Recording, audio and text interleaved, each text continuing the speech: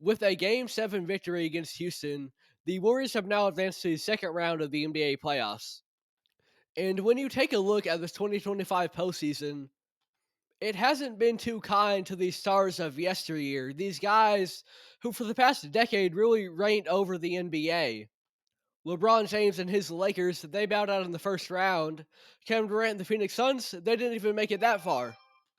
But for Curry and the Warriors here, they have been rejuvenated by the addition of Jimmy Butler, and they are looking to increase that longevity of the Curry era with a postseason run here and perhaps one last dance.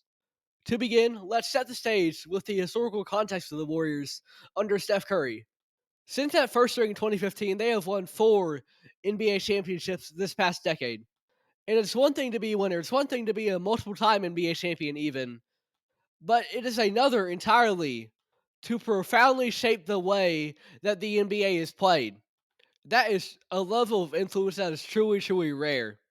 Prior to a dynasty, though, going to not only shape the Golden State area, but the basketball world as a whole, the three pointer was a tool that had not yet been used to its fullest extent. Steve Kerr, Ray Allen, Reggie Miller, these players had used it, but it did not affect the game at such a level where other teams looked at that and decided that in order to have proper success in this league, they need to adopt a three-pointer heavy scheme. But then the Warriors came in, and Steph Curry, coming out of Davidson, was a prospect who had question marks about his true ability as a point guard. He was talented, but maybe he wasn't the best passer, and maybe his shot selection wasn't the greatest. But the thing about that shot selection is no matter whether or not it's a good or bad shot, when Steph Curry puts one up, there's a very good chance it's going down no matter where he is on the court. And yes, he might not be a passer of the likes of a Steve Nash or a Chris Paul, but because of that incredible shot ability, that meant teams had to guard him at all times, pay attention to Curry 24/7, which opened up avenues for other players to get open and for Curry to find them. This is where he got the term of gravity, in which Steph Curry's playmaking skills were so integral to the Warriors, in spite of simply passing talent, that a newer term was brought to the forefront. And so Curry broke the mold of your traditional point guard. He was not an excellent passer who makes lanes open in the face of heavily contested coverage. He was not someone necessarily who's going to shy away from taking his own shot, but because of his extraordinary all-time ability, he made this playstyle more than work. And alongside him in that backcourt was Klay Thompson. And there has never been a point guard shooting guard duo in the history of the league to have two guys of this caliber who can light up from beyond the arc to the extent that Curry and Klay Thompson can. You have Curry, not perhaps the greatest shooter that we've ever seen in the history of the NBA, and Klay Thompson, undoubtedly top 5. And when you combine these two with Curry's mold breaking ability in play, redefining what it means to be a modern point guard, when that is paired with Klay Thompson's incredible defense, as well as off ball and spot up ability, if you're the opposing team, you just gotta hope and pray that one of these guys have an off night. Both of them, really. They had a head coach as well who knew precisely how to utilize these guys. Because in another system, we saw this in the scouting of Steph Curry, there may have been question marks on how to truly utilize him. Because of the concerns that he had as a prospect, he might have been molded into a more traditional point guard. But if that was the case, it certainly was not going to happen in Golden State. Because Steve Kerr, back when he played, was a pretty good shooter in his own right. And now he's got Curry, he's got Klay Thompson.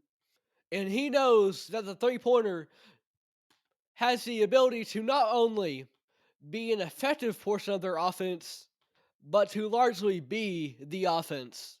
On this team as well, you have Draymond Green, one of the best defensive minds and leaders that we've ever seen in the history of the NBA, as well as that 2015 Finals MVP, Andre Iguodala. This team had all kinds of talent. Then a couple years later, they get Kevin Durant. He comes into town, and it's an entirely different ballgame then. As long as you got that core, it doesn't look like anyone can beat Golden State, and nobody does up until the 2019 finals. Then in 2022, when it looked like the dynasty was winding down, it was going to end with 3 NBA championships. They go on an incredible run for a fourth. Steph Curry, in all of his time there, as revolutionary as he had been a visionary to its fullest extent, he had not yet been Finals MVP. It had gone to Andre Iguodala first, then Kevin Durant for two of them. But now Steph Curry finally takes the crown and becomes the head of a championship winning team, solidifying his status as an all time great and a true revolutionary. And throughout this run for the Warriors, it was not only the championships, but the manner in which it was done. That three pointer has become a key part to every single NBA team's offense now. And we have also seen an influx of more scoring oriented point guards. The likes of a Damian Lillard, a Jalen Brunson, a D'Angelo Russell. These guys are very capable playmakers, but they're looking for their own shot first, and they have full confidence and faith in their ability to make that shot. And when you leave behind you a lasting impact on the very popular global game of basketball, that is huge. And with that, within taking that context into consideration, we can then begin to consider what one last dance would truly mean for the Golden State Warriors. Throughout that historically influential decade, especially when Kevin Durant made the decision to join the team, the Warriors kind of stood as villains of the league in a way. This primary antagonist, in which a lot of NBA fans, they did not only root for their favorite team, but also kind of collectively wanted the Warriors to be taken down. And that's very natural to human psychology. People like to root for protagonists who kind of align with their morals of what is right and what is wrong. And so, in a move such as Kevin Durant joining the Warriors after his OKC Thunder had blown a 3-1 lead against Golden State, that was seen by a subset of NBA fans as morally incorrect, harming the integrity of basketball in the NBA as a whole. But ultimately, there does come a time when antagonists they do get taken down. The Warriors dealt with injuries. They dealt with falling outs with the likes of Kevin Durant and Draymond Green. And with that, they were not seen as this immovable object, this impenetrable force. Instead, they displayed that they were human, much like everybody else. And when you have this thing that is perceived as an antagonist, oftentimes you can see it as not human, as something bigger that you have to move forward and fight. But then there became sympathy for the Warriors. And with that came reflection on how great this era was. The way that it shaped the NBA as we know it. The all-time talents that we saw, Steph Curry, Klay Thompson, Kevin Durant, Draymond Green, all on the same team at once. Upon the toppling of Goliath, upon reflection, a newfound appreciation had been created for the Golden State Warriors. And now this was a team that people more so wanted to root for. Not one that they felt had to be knocked down a peg, but instead one with really exciting players who brought with them this new offensive identity that had never truly been seen before and executed on the extent that Golden State had executed. That was exciting, and for someone who loves the game of basketball, it didn't get much better than the way that the Warriors played. When they won their fourth championship, this was really seen with the crowning of Steph Curry winning his first Finals MVP. He was finally truly given all of his flowers because now there were no questions about Curry. He is the best shooter of all time, and now he is the head of a championship winning team, undoubtedly. And then we get to where we are today because this reflection has only continued as time has passed. There is the idea of nostalgia in rose colored glasses. And now, even looking at the supervillains of the league that we had back in 2017, 2018. Even then, there is a portion of fans now who appreciate that time period and feel a deep nostalgia for the Cavaliers series with the Warriors and the collective reaction and community that was built among fans when KD had decided to go to Golden State. Even if that reaction among fans in that community was negative at the time, it did build a community together. And so now there's not only reflection in the moment, but there is also reflection of the past, and with that comes nostalgia. And that nostalgia, as well as taking a glance at this current Warriors team and really appreciating all that they bring to the table, No matter how far the Warriors go in this postseason, it's going to be a really exciting run. With the power of nostalgia, people appreciate everything that Curry and Draymond have done to this point in their careers, and as well, there is a little bit of a sense of desire with this nostalgia, with this appreciation for the players to see them succeed. They are not the antagonists anymore; they are the protagonists. And with the protagonists, people have empathy. They want to see this person succeed, this character succeed, because maybe they've seen this character go through hardship. Picture the injuries that the Warriors have had, the loss of Klay Thompson, who moved on to a new team, to greener pastures when it seemed like he could be a Warriors lifer.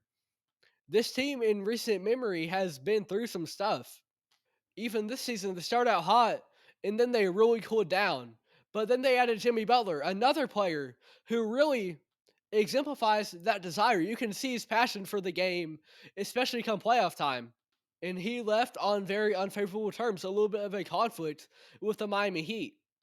And you combine all these factors, and there's just something different about the 2025 Golden State Warriors. In terms of the way that they play, this may not be the most exciting team that we've ever seen under the Curry era. Klay is gone, Andre Iguodala is gone, Kevin Durant is gone. But now they're more battle tested than ever. They have been to the bottom of the league. Back when they had the number 2 pick in the 2020 draft. Now, largely that was due to injuries, but they saw that bottom no less.